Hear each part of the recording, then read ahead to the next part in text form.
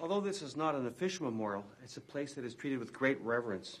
There are several wreaths here from the RAF and the British Legion, and all of these people remember the men who served here.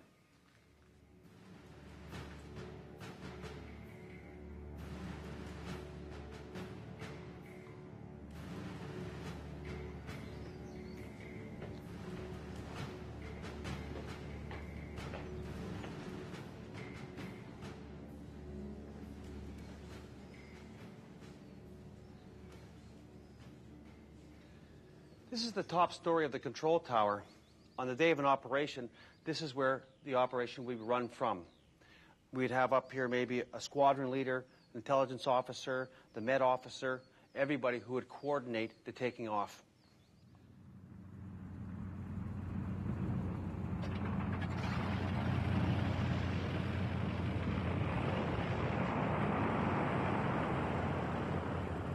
This area had 3 airstrips, one right in front of us here, one north and south, and then one connecting them. And for an operation, the aircraft would come in from the dispersal points, fully loaded, and start to take off.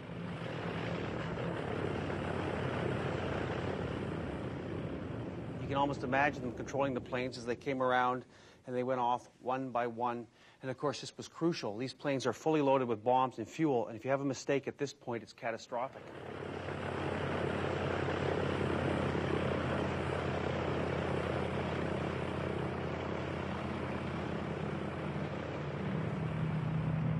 Then they'd have to wait, maybe 6 hours, 8 hours, depending where the mission was going to, for the people to come back.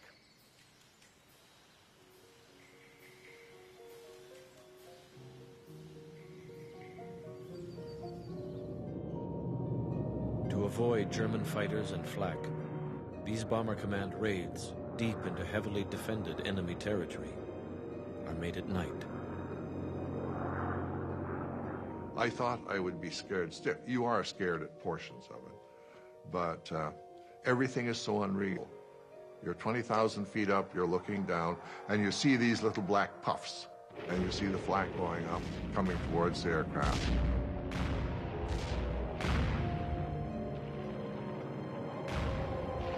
Sometimes, if they're underneath, your aircraft jumps, and sometimes you hear a rattling of steel against metal, and you hope that nothing comes through and touches you.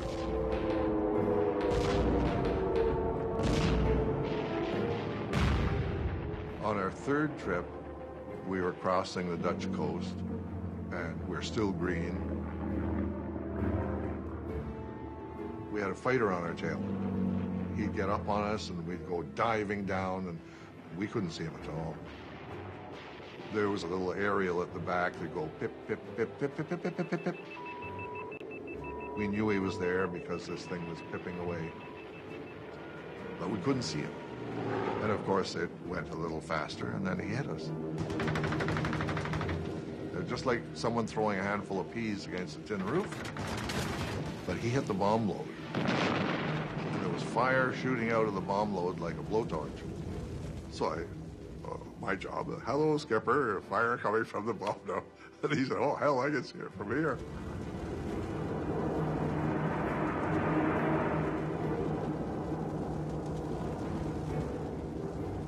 And he puts it in a dive to get the fire out. And he said, navigator, give me a reciprocal course for back home. Fortunately, the fire goes out. Fortunately, the fighter left us alone because he thought he had one. And we headed for home.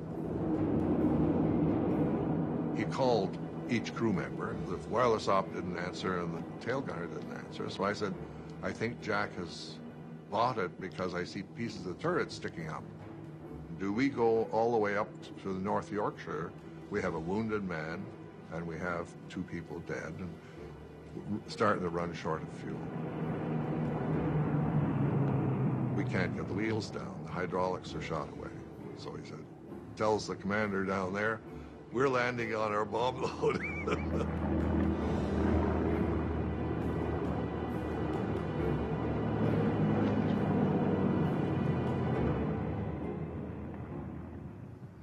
If there was a problem on the way back, if they signaled that they had a man wounded aboard or engines were out, they would call for the recovery units. And it's fascinating that these buildings are still here. One's for the fire engine or the fire truck. The second one's for the ambulance, to get out as quickly as possible if a plane had problems. The problem with a returning plane was it was often out of control or could easily go out of control. And these meant very tense moments in the control tower.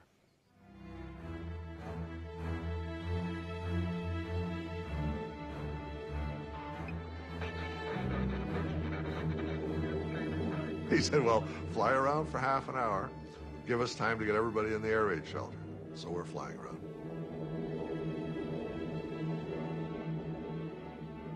And Hardy, our engineer, comes too. He had passed out. He was shot in the eye and the arm and broke his arm. Well, he said, we have to cut a hydraulic line, a specific one, to lower the wheels. So he passed out 3 times, trying to show us which one. And finally we do, and we cut the line. The wheels come down, we land.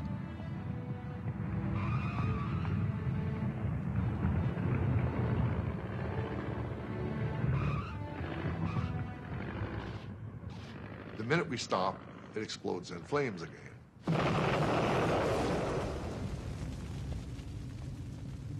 The one thing I did regret, I should not have gone around to the back of the back turret to check Jack Finley, because he got a 20mm shell, and it wasn't a pleasant sight. He was a very good friend, and after that, I made no friends.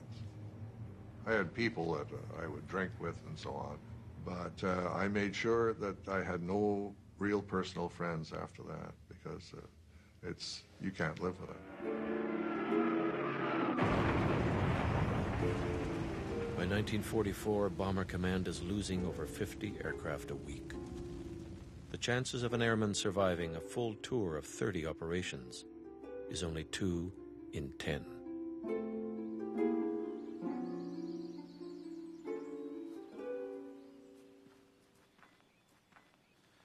This is what remains of one of the 3 airstrips at Skipton.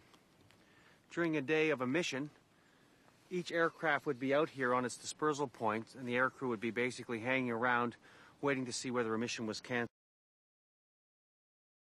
or whether it was a go or not. They'd watch as the bombs would be delivered and brought into the bomb bays.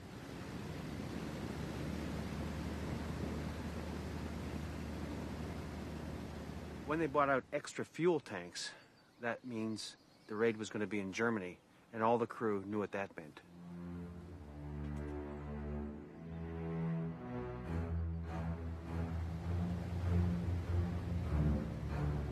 On the night of March 30th, 1944, all over England, thousands of airmen and hundreds of bombers gather for what will be one of Bomber Command's most ambitious raids.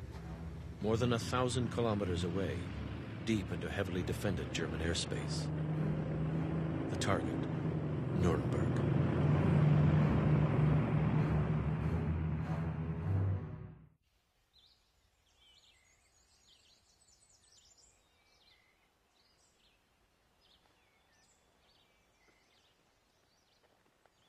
At Skipton, most of the buildings are still here. There's the admin building, the ops building, the debriefing room where the intelligence officer would interrogate the crews after a mission. And over here is the parachute building.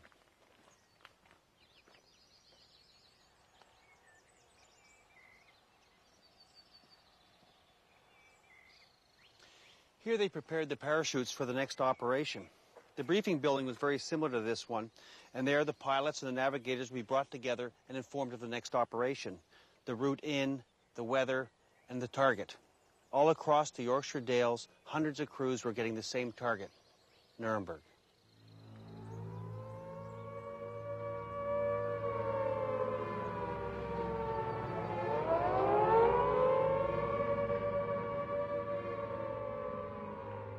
The plan is to draw German fighters away with a spoof or fake raid towards northern Germany, while the real attack, or main bomber stream of over 800 planes, heads south. Then follows a long straight route deep into southern Germany, with a surprise last-minute turn towards Nuremberg. A risky tactic, since the long leg will take the bomber stream over one of the greatest concentrations of German fighter bases and anti-aircraft guns.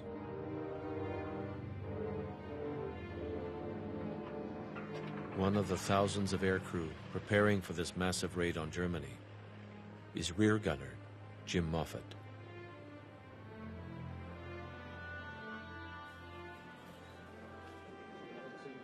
Around 3 o'clock, you go to briefing, and they tell you the target and the bomb load and the route. On the Nuremberg one,